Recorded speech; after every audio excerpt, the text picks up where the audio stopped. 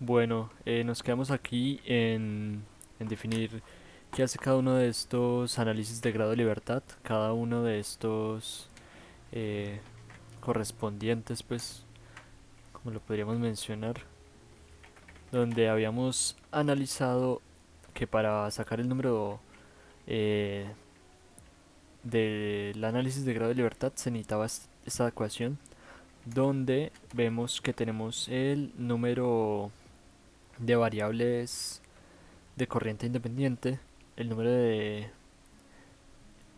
balances de materia independiente, el número de composiciones conocidas independientes, el número de flujos conocidos independientes y el número de relaciones adicionales independientes.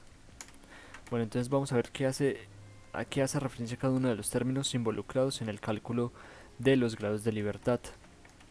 Bueno, comencemos entonces con el número total de variables de corrientes independientes, o su abreviación NVCI.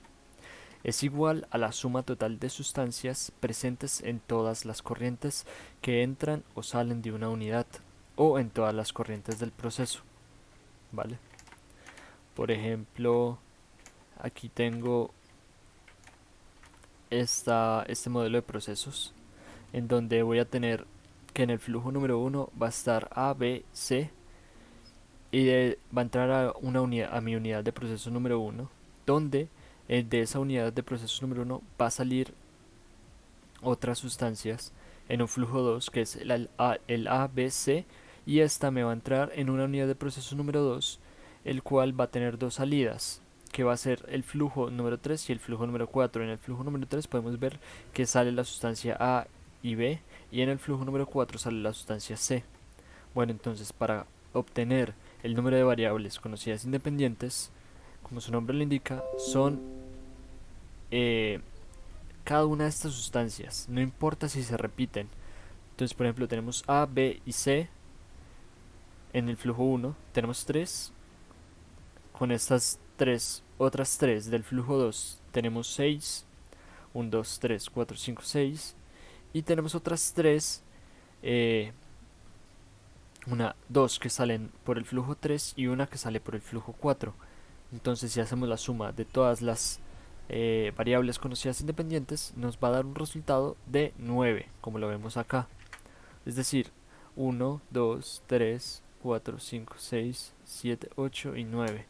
Ese es el número de variables conocidas independientes de este diagrama de proceso.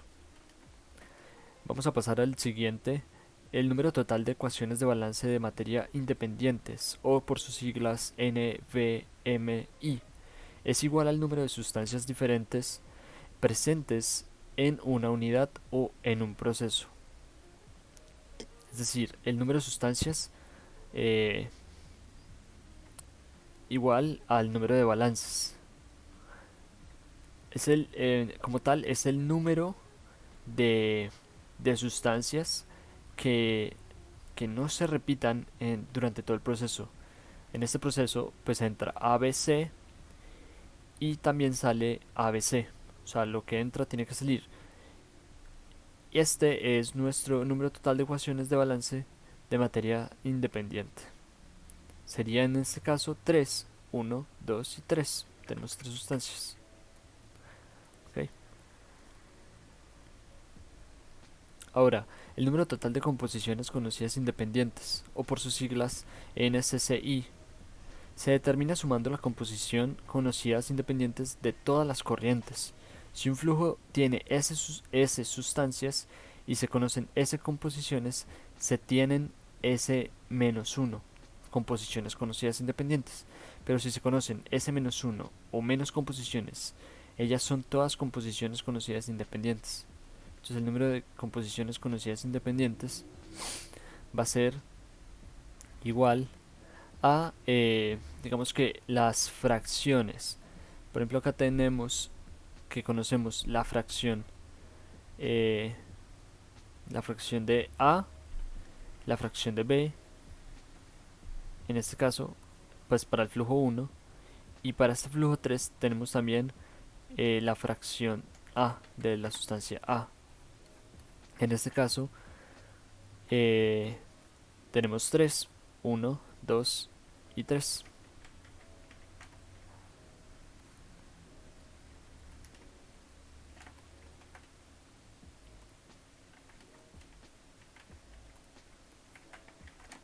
Sigamos con el otro. El número de total de flujos independientes. Número, número o por sus siglas NFCI es una unidad o proceso.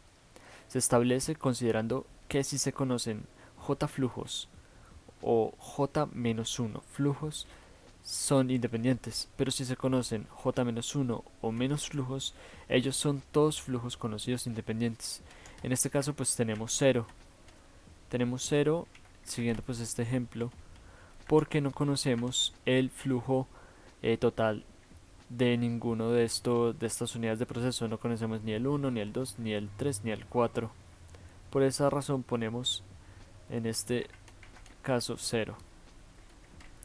Vamos a pasar el otro, el número total de relaciones adicionales independientes, o por sus siglas NRAI, es una unidad o proceso. Es la suma de las relaciones adicionales independientes que afectan a la unidad o el proceso. Por ejemplo, aquí tenemos un flujo, el flujo 1, que va a ser igual a 2 por el flujo 2. Esto es una relación. Esto me quiere decir que el flujo 1 va a ser igual a 2 veces el flujo 2. En caso de tener este tipo de relaciones, las pondríamos en el análisis de grados de libertad. Otro ejemplo de relaciones adicionales independientes sería, por ejemplo, flujo 2 va a ser igual a un medio del flujo 1, ¿ok? O sea, la mitad del flujo 1. En este caso no tenemos relaciones en el ejemplo, entonces ponemos 0. Entonces, haciendo la ecuación, sustituyendo los valores, que nos da 9 menos 3 menos 3 menos 0 menos 0, esto nos va a dar un valor de 3. Y este valor ya vamos a explicar. Vamos a explicar qué es lo que nos demuestra esta ecuación o qué información nos da eh, para, para aportar en algún ejercicio. El GL, eh, bueno, digamos entonces que tenemos tres opciones, ¿cierto? Tres opciones de esta ecuación. Cuando los grados de libertad nos dan igual a 0, hay n ecuaciones con n incógnitas y el problema puede resolverse, o también es conocido como un problema especificado. En este caso podemos proceder a resolver el problema sin ningún problema. En el segundo caso tenemos cuando el GL nos da mayor que 0. En este caso a nosotros nos dio mayor que 0, nos dio 3. Hay más incógnitas que ecuaciones independientes y por lo menos deben especificarse eh, NDF valores de variables adicionales antes de poder calcular los valores de las variables restantes. Es un problema subespecificado en el cual no vamos a poder resolver tan fácilmente. O sea, no vamos a poder proseguir de manera fácil, ¿no? Tenemos que hacer un pasito extra. En este caso, ver literatura para encontrar valores que nosotros podamos sustituir en alguno de estos grados de libertad. Eh, por ejemplo, si nosotros pudiéramos sacar eh, algún número total de flujos, o sea, algún número total de flujo, que por ejemplo un flujo tenga un valor de, no sé, 100 gramos, ahí ya podríamos decir que este en vez de ser 0 sería 1, ¿cierto?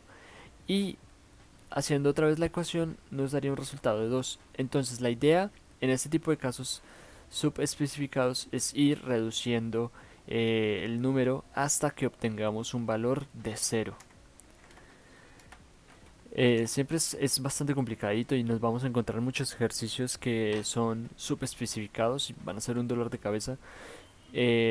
Simplemente, técnicamente, o de forma más profesional se buscaría en la literatura para reducir esos grados de libertad y así proseguir con el ejercicio. El otro caso que nos puede dar estos grados de libertad es cuando el GL es menor que cero, o sea, cuando nos da algún número negativo.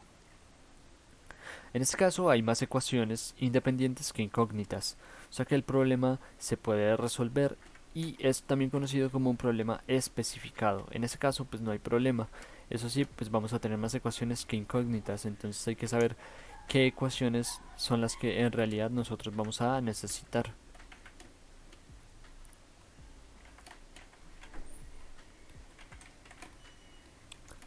Bueno, entonces, ¿cuál es la importancia de los grados de libertad? Pues ya con lo otro quedó bastante claro, pero vamos a mirar cada uno de estos punticos. Primero, determinar si el problema tiene una solución. Eso es importante para realizar el ejercicio. Segundo, determinar si el problema cuenta con suficiente información. Tercero, proporcionar información acerca de cuántos parámetros adicionales deben especificarse para resolver el problema. Cuarto, establecer cuántas ecuaciones independientes necesitan plantearse para especificar el problema. Y quinto, plantear el orden de cálculo, una orden de solución para sistemas de múltiples unidades, que más adelante vamos a ver. Actualmente estamos trabajando solo con procesos de una unidad de procesos, con solo un equipo, sistemas de un solo equipo, ¿ok? Que deben seguirse. Así se ahorra esfuerzo y tiempo para la solución. Bueno, ahora vamos a ver como un paso a paso, una guía de cómo resolver problemas de balance de masa. Esto es bastante importante porque hay que tener un orden para que se nos haga muy complicado resolver problemas de balance de masa. Primero, leer el problema cuidadosamente. Segundo, dibujar el diagrama de flujo y etiquetar las corrientes. En este caso, digamos que hacemos una especie de organización, que organizamos la información y tenemos ya gráficamente cómo va a ser los diagramas. Tercero, seleccionar la base de cálculo. La base de cálculo ya la habíamos estudiado, esto va a ser muy importante para comenzar a hacer nuestros cálculos. Si el ejercicio no nos las da, nosotros la tenemos que suponer. En el cuarto tenemos que organizar la información, pues este cuarto digamos que es como para repasar de que en el segundo sí hayamos organizado la información. En este caso, pues en el cuarto podemos volver a organizar la información para tener más fácil el problema. En el quinto vamos a transformar las unidades de masa a masa, perdón, las unidades a masa o moles, dependiendo de lo que nosotros vayamos a utilizar. Ver las composiciones y las relaciones que aportan información del proceso. Eso es un paso intermedio, pero siempre hay que trabajar con las mismas unidades en todo momento. Si es masa o si es moles, es moles. Kilogramos, siempre kilogramos, gramos, siempre en gramos. Miligramos, en tal caso, moles, kilomoles, etcétera.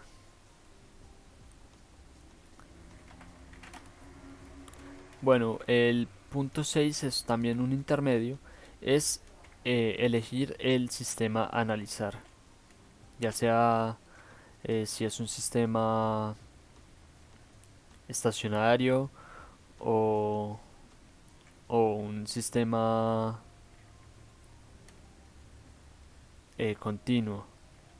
En el séptimo paso vamos a calcular los grados de libertad determinando el número de incógnitas y las ecuaciones, lo que acabamos de ver, los grados de libertad. Este es un paso importantísimo para poder solucionar nuestros problemas. En el octavo paso vamos a plantear las ecuaciones de balance, estequiometría, diseño, etcétera. Cualquier fórmula, cualquier ecuación que nos permita avanzar con la resolución de cualquier problema. Ya por último, para finalizar, el noveno paso es resolver el sistema de ecuaciones planteadas. Listo. Aquí tenemos eh, un balance de materia para una única unidad. Vamos a ver cómo funciona esta de una operación unitaria. Bueno, tenemos un flujo 1 con una sustancia B que entra a una unidad de proceso, una única unidad de proceso, y sale un flujo 2 con la misma sustancia, con la sustancia B. Única entrada y única salida. ¿Ok?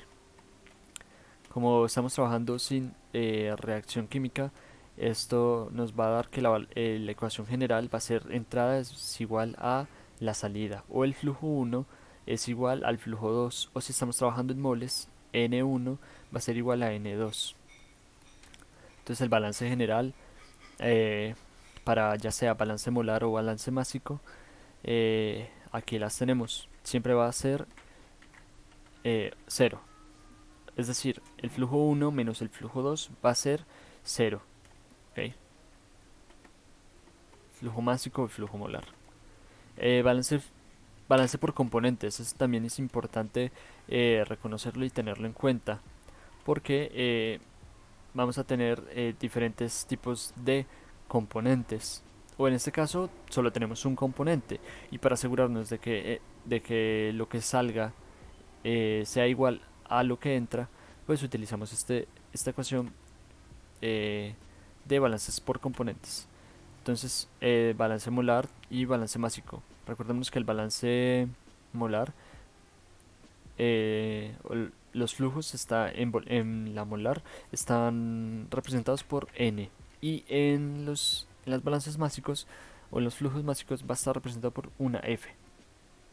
Entonces, N de cualquier sustancia 1 va a ser menos N de cualquier sustancia o de la misma sustancia, en este caso B, de 2 va a ser igual a 0. Para ponerlo más sencillo, es básicamente el flujo 1 en A va a ser igual a el flujo de 2 en A. ¿Ok? O el flujo de B en 1 va a ser igual al flujo de B en 2. O sea, la entrada va a ser igual a la salida. ¿Ok?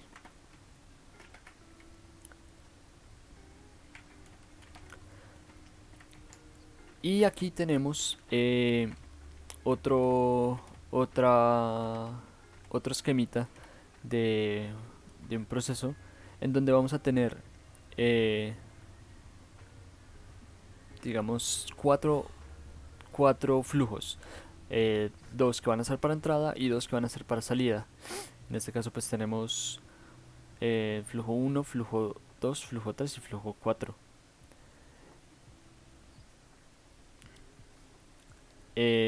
Siempre utilizamos el balance de, en este caso como van a ser dos entradas y dos salidas, pues vamos a utilizar eh, la ecuación de esta forma. El flujo 1 más el flujo 3, que son estos dos, van a ser igual al flujo 2 más el flujo 4, que son estos dos. O sea que esto nos debe dar igual, la entrada va a ser igual a la salida. ¿Ok? También ocurre para la molaridad. El balance general, pues acá tenemos balance molar, que es la sumatoria de, del flujo de una del flujo 1 menos la sumatoria de el flujo 2, por ejemplo el flujo K, el de salida de una sustancia tal, y nos va a dar igual a 0. Eso es para el balance general. Balance por componentes, vamos a tener esta ecuacióncita que va a ser el balance molar o el balance másico, que va a ser la sumatoria de un flujo 1 de las sustancias pues de las entradas menos la sumatoria de los flujos de salida, va a ser igual a 0. Y listo. Bueno, con esto terminamos toda la teoría que necesitamos para comenzar a hacer ejercicios. Entonces, en el próximo video vamos a comenzar a analizar ejercicios y a resolverlos. Bueno, muchas gracias por ver el video y espero que se haya entendido. Bye.